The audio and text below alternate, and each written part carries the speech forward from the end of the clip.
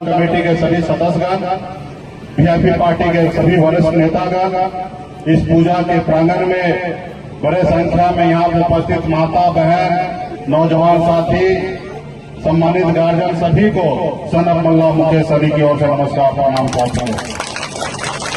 साथियों, पहले तो मैं माँ काली से प्रार्थना करूंगा कि आप सबको ऊपर आशीर्वाद बनाए रखें और आज काली पूजा के अवसर पर आप सभी के बीच में हम लोग उपस्थित हुए हैं। साथियों, ये कोई पॉलिटिकल राजनीतिक मंच नहीं है, ये सामाजिक मंच है। तो इसलिए मैं चाहूंगा कि मैं समाज में किस तरीके से उत्थान हो वो बात को रखें और ठहरे हम नेता। तो साथियों, आप सब हमें जानते होंगे, सनम मल्ला के नाम से जाना जाता हूं। मैं गरीब मछुआरा परिवार में जन्म लिया और आप समझ सकते हैं कि मछुआरा परिवार किस तरीके से होता है। हर तरह का अभाव में जिंदगी में बचपन जिया। माँ का 18 साल की उम्र में घर परिवार, रिश्तेदार, माता बहन सभी को छोड़कर मुंबई जैसे शहर चला गया।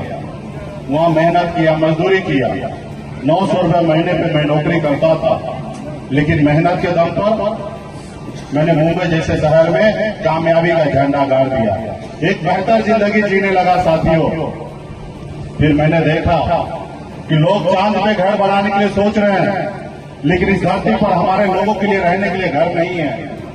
फिर मैंने बॉम्बे के ऐशोआराम जिंदगी को छोड़कर पिछले 10 सालों से अपने बिहार और अपने समाज के लोगों के लिए हक अधिकार के लिए मैं लड़ाई लड़ता हूं। पूरे बिहार में निषाद समाज जो है 22 जाति में जाने जाते हैं। कहीं बीन, कहीं बेलदार, कहीं मुनिया, कहीं मलाह, कहीं चाय, तियर, बनपर, गोरी, तमाम 22 जाति के नाम से जाने जाते हैं। हम बिहार में 10% की आबादी है, लेकिन हमारा कोई सुनता नहीं है। आज हमारे समाज को बंगाल में एससी का आरक्षण मिल रहा है। आप दिल्ली चले जाइए, वहां निषाद को एससी का आरक्षण मिलता है, लेकिन बिहार में नहीं मिल रहा है।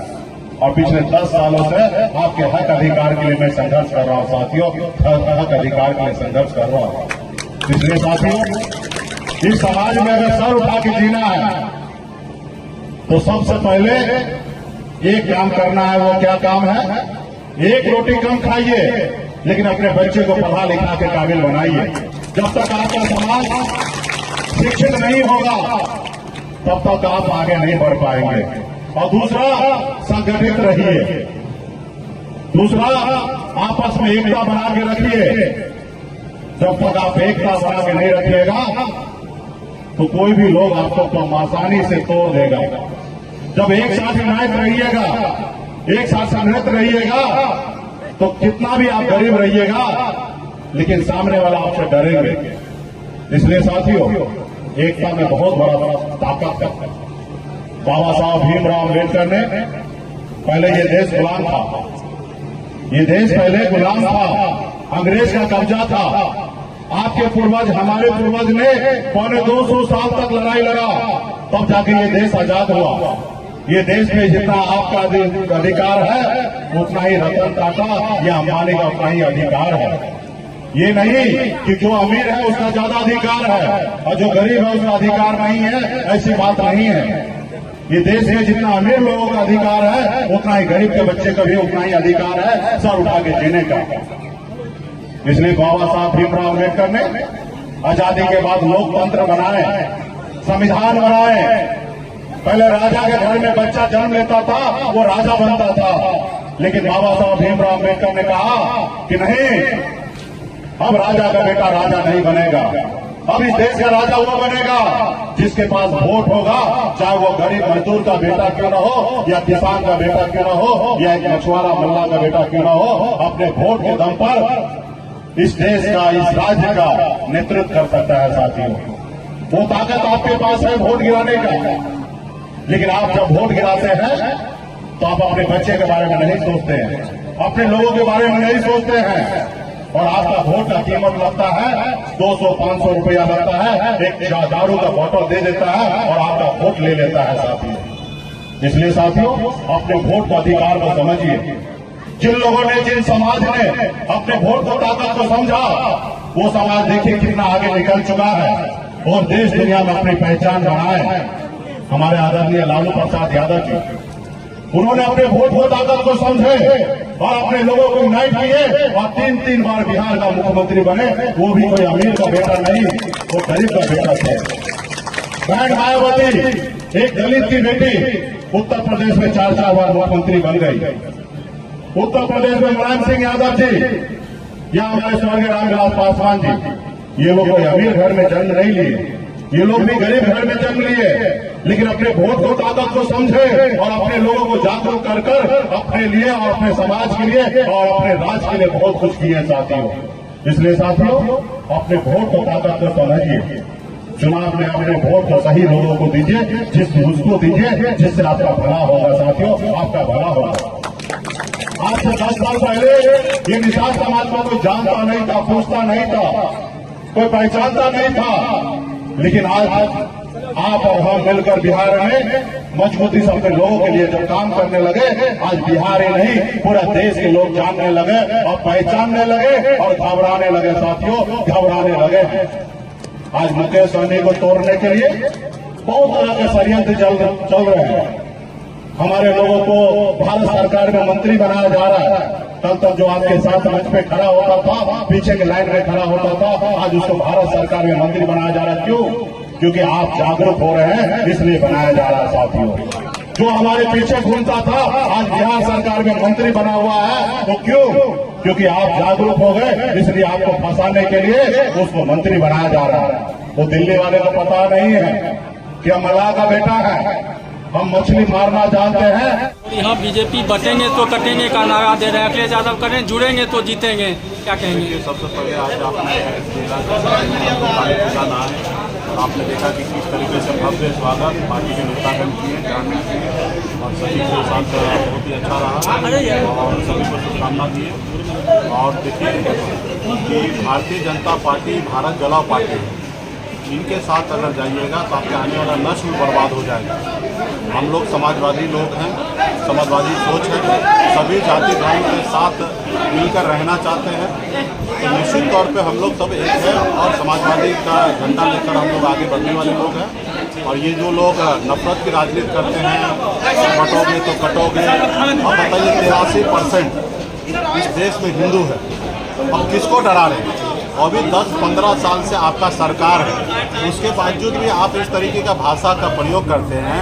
भारत सरकार में आप मंत्री हैं, आप भारत के संविधान में आपने संविधान को पे हाथ रखकर शपथ लिया है कि हम सभी जाति वर्ग के साथ एक मिलजुल कर रहेंगे, सभी को आगे बढ़ाने का सोच रखेंगे।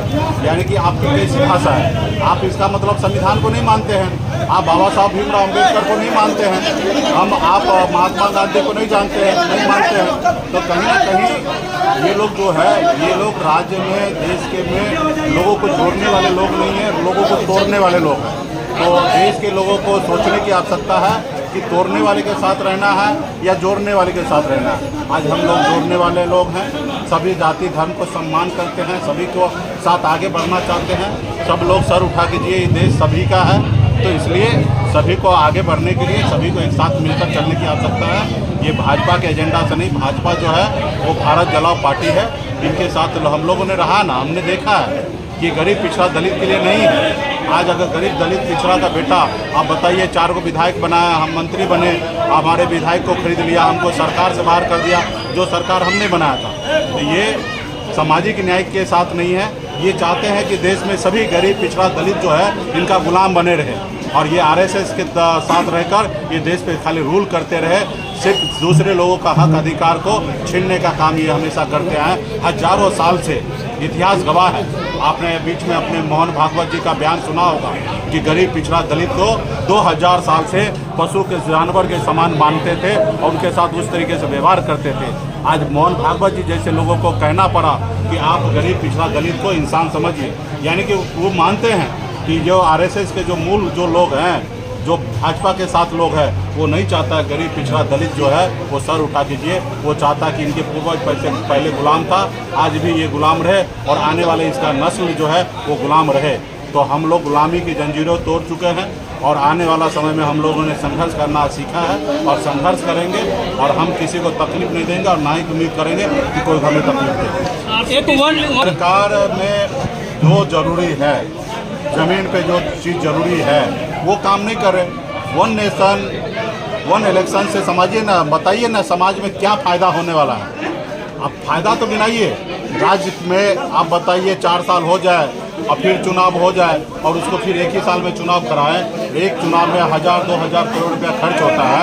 आप बताइए 5 साल ना रह के 1 साल में फिर से चुनाव हो, इसमें जनता का क्या फ़ायदा है? जनता का फायदा गिनाइए तो निश्चित तौर पे आप कीजिए। और जब जनता का जो चीज़ में फायदा नहीं है वो बिल्कुल ही देश में नहीं होना चाहिए।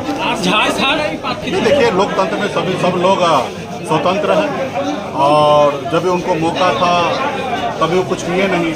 अभी रिटायरमेंट के टाइम में 70 साल की उम्र में भी पार्टी बना रहे हैं, तो जब वो जिस पार्टी में थे उस पार्टी में अपने वंशज जमा के कुछ किए नहीं। तो खैर लोकतंत्र है, सबको अधिकार है लोगों के बीच में बात रखने के लिए। दल बनाए हैं, अपना दल चलाएं, हमारी शुभकामना है। आपने कहा कि 40 सीट लक्ष्य वीआईपी पार्टी का रखें, किस रूप में देखते हैं? लोग डिप्टी सीएम का नारा लगा रहे थे। देखिए, हमारी पार्टी महागठबंधन में है और पिछली बार हमने 4 विधायक बनाया था। इस बार हमने लक्ष्य रखा है 4 नहीं 40 विधायक बनाने का और निश्चित तौर पर उस रास्ते पे हम लोग काम कर रहे हैं। संकल्प यात्रा पे निकले हैं पूरे बिहार में। हम मजबूती से अपने लोगों को जोड़ रहे हैं। आप देख रहे हैं कि किस तरीके से हुजूम है, हमारे लोग हमारे साथ खड़े हैं।